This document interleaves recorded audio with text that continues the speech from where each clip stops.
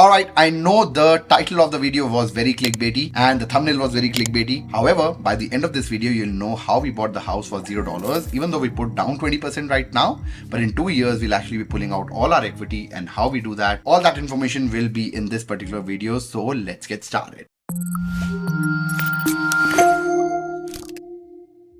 So before we start with the numbers and the Excel, I have a pretty heavy Excel that we'll be discussing. So for all of you who are not following us on Potato Talkies, you should do that. If you want to peek into our personal life, I would say vlogs and everything is there. But I wanted to give context on what this property is all about. So we bought this property 1 year ago, around one year, 3 months ago, in partnership with our friends. So we are 50% owners of this particular house. So the risk is actually diversified because honestly, real estate is risky. So if anyone is saying it's a sure shot thing, that's not the case, especially Calgary, which is a little bit oil centric. We have talked about this, a while, but yeah, let's talk about the numbers, but just know that this is bought in partnership. So we are 50% owners of this house. Also, we bought this house in Southeast Calgary, which is still up and coming. I would say of all the parts which are closer to downtown within 30 minutes, I think this is the least developed area, but I would still not say it's not developed. There is a Cineplex, there are, grocery stores. There is also North America's biggest YMCA. There's one of the biggest hospitals, which is within 3 kilometers of the house. So this is up and coming area, plus C-train connectivity is still not there. It will come in 2031, fully finished. And the house is just 800 meters from the C-train station. And that's the reason why we bought in this particular area, because the future growth of this house will be massive. So I just wanted to give you this context. Also, we bought with Brookfield, which is one of the biggest builders in North America. So it was very safe, and we actually looked at the house.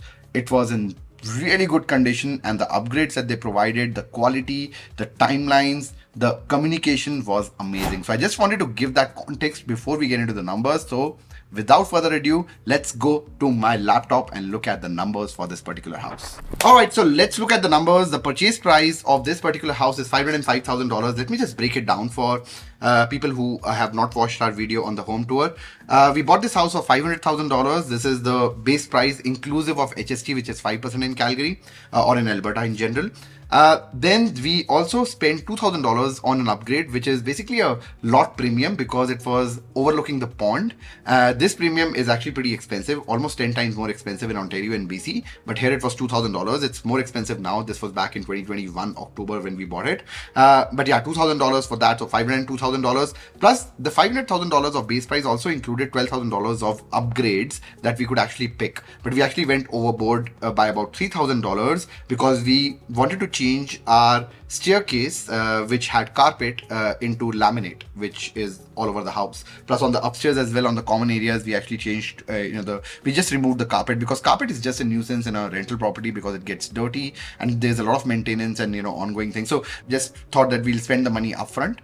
So overall, we overshot that budget by $3,000. So $500,000 of house, inclusive of HST, and $12,000 of upgrades. Plus we had $2,000 of bond, and then we have $3,000 of additional upgrades that we did. So overall, we are in for this at $505,000.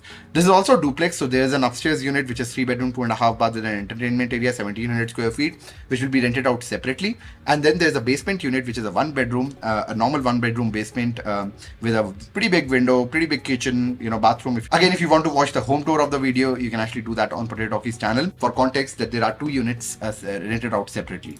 We did a down payment, not of 0%. We did a 20% down payment of $101,000. Again, it was partnership, so therefore the down payment is actually like 50%. So we put in about $50,000. Closing costs were about $1,500. That's what I love about Calgary. There's no land transfer tax. So there's only lawyer fees and a little bit of other charges, and that's it, right? So $1,500 of closing cost is pretty minimal, I would say. And then there was setup cost of $5,000. This is basically, the house is pretty ready and upgrades are there, but there are a couple of things that the builder doesn't cover. For instance, we have to put up blinds in the house. When a tenant is moving in, they should have curtains, they should have blinds. So that costed us about $2,000. And then there will be $3,000 which will be spent on landscaping and on fencing and all that. Would take about $3,000 to $4,000, I would say, and that we cannot do right now. So we have already done the blinds for $2,000, but we cannot do the fencing and the landscaping right now because the house is still very new and the soil has to settle down, and therefore we have not done that yet. But in the next 6 months we will be spending that money, so I just included that in our setup cost. So overall, we actually spent about 107,500, on this particular house. And then we had a loan of about $404,000. So this is basically $505,000 minus $101,000. So that's our loan. Our interest rate is pretty high because it's a rental property. We have done it with a bank because we have partners in this. So we had enough income to show to the bank. And the interest rate is 5.9%. So it's pretty high. It's a 2-year fixed interest rate. I'll talk about why we took a 2-year fixed versus a 5-year variable, which I actually think is a better way to go. But in this particular situation, 2-year fixed makes more sense. And I'll talk about about that in a bit. Then the mortgage payment will be about $2,378 principal and interest payments. This is just a mathematical calculation where 30% goes towards principal and interest payments are about the remaining 70%. Property tax, it's not assessed yet. So in new houses, the property tax gets assessed in 6 months. Maybe in summer it will be assessed. But I've looked at the comparables. It's about $250 to $300. So let's take $300 for now. Condo and strata fee, it's a freehold house, so there's no condo fee. Insurance is about $120. We actually went to TD Insurance for the insurance. You could shop around, but $120 I found to be, it's reasonable.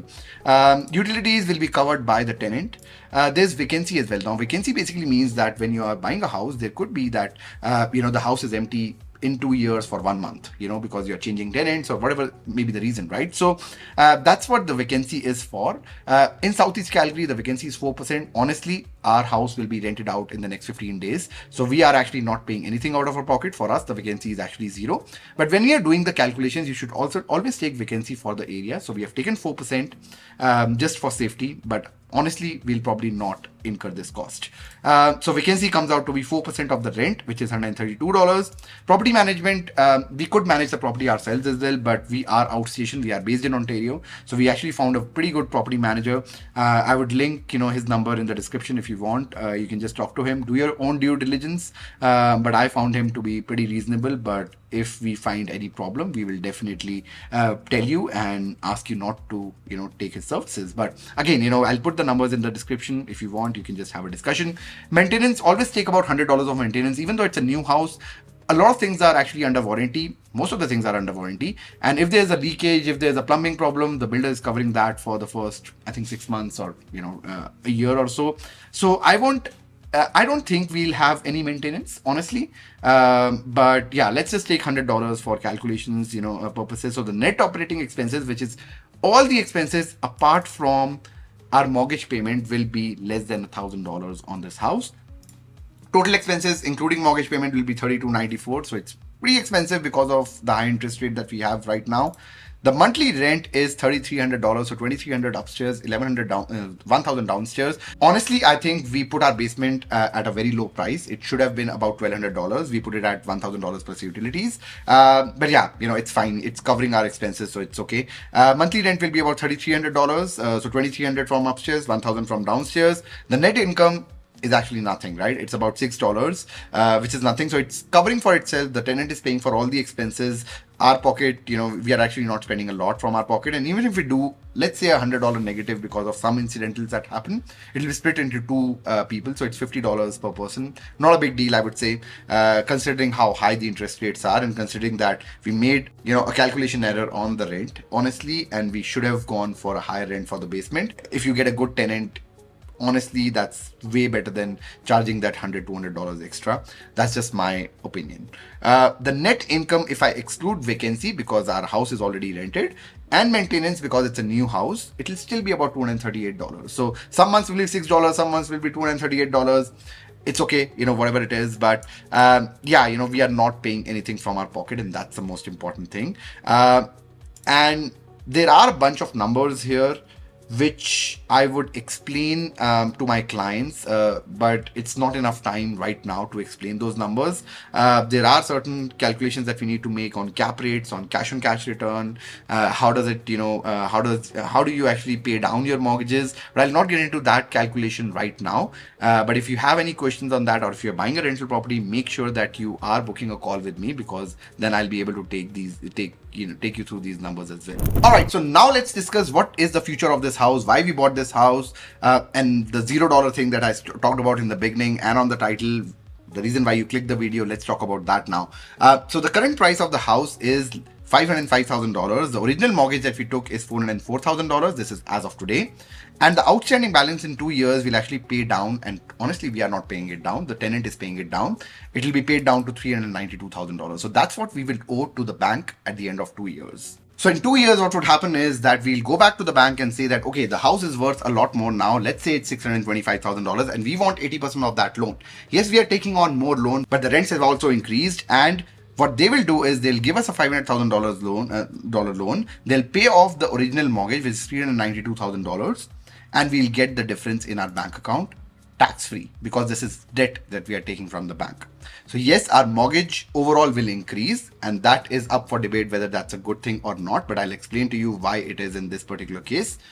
The equity takeout will be about $108,000, and we spent about $108,000 when we bought the house right now. So we'll actually get all the money back in 2 years as long as the house appraises at $625,000. Now let's talk about cash flow in 2 years, because that's also important. We don't want to be negative cash flow, and we still want this house or the tenants to be paying for all the expenses. Now in 2 years, like I said, we'll be taking about $500,000 of loan, but the interest rate will be about 4%. And why I know this and I am very optimistic that the interest rate will be 4% or lower is because the 25-year average of interest rate is 4%, and I'm not taking something which is optimistic. In 2 years, I really think that the interest rates will start to come down, and it'll at least come down to 4%. And if not, that's fine. If it does, this calculation actually would make sense, and I don't think I'm being very, very optimistic about it. But the mortgage payment will be exactly the same as it is right now. That's a little bit weird, but it's all mathematical. It looks made up, but it's all mathematical. So the mortgage payment will still be 2378 because we take a 30-year loan at 4%, and it'll be 2378 again. The principal payments will be the same. The interest payments will be the same. It'll be slightly higher on the principal payments, but let's, for simplicity, take it as same. Property tax, let's assume, will still be about $3,600 a year, which is $300 a month. The insurance will, let's assume it will be the same. The condo fee or the strata fee obviously is not there because it's freehold. Utilities are still paid by the tenant. Let's assume another vacancy rate of 4%. $144 will be the vacancy. $288 will be the property management. Let's assume 8%. Maybe it will be 10%. I don't know. But yeah, let's take 8% for simplicity again. Maintenance will still be about $100. Let's say it was $200, right? Because it's now a 2-year-old property. Let's assume the maintenance is now $200 a month. And the net operating expenses have increased slightly. And our total expenses have increased to $3,430. So if our rent remains at $3,300, we'll be negative cash flow. But the rent will not remain same. The other good thing about Calgary, apart from not having land transfer tax and the closing costs to be so low, is that there's no rent control as well. So if the market moves up 10% in rent, you can actually increase the rent by 10%, which is not the case in most of the condos and houses that you see in Ontario and BC. You have rent control about 2.5 to 3%. Here, you don't have that. So let's assume, and this is a very conservative estimate, honestly, our condo, our entire thing should have been rented out for $3,500 this year as well. But I'm just taking about 10% increase, $3,600 in 2 years. Our overall net income will still be $170. So we took on more loan, but our overall net income is still $170. And if I reduce the vacancy, if I exclude the vacancy and maintenance, it will be over $500. So yes, we took on more loan that gave us all the money back that we invested in the house, and we can then invest that into something else. And the still cash flows, that basically means that it covers for itself for the next 30 years. So now if you connect back to the title and the thumbnail, which was clickbaity, you would know that in 2 years, we will be able to pull out all the money that we put into the house. We'll still own 100% of the house without putting any of our dollars into it. And it will still cash flow positive around $200 to $500. So it's paying for itself. And that's the best case scenario. And that's why people invest in real estate, because you can do things like that in a market that's going up. And I'm hoping in 2 years, 3 years time, the market will go up. Now, I do understand that I'm taking an assumption in 2 years this will happen.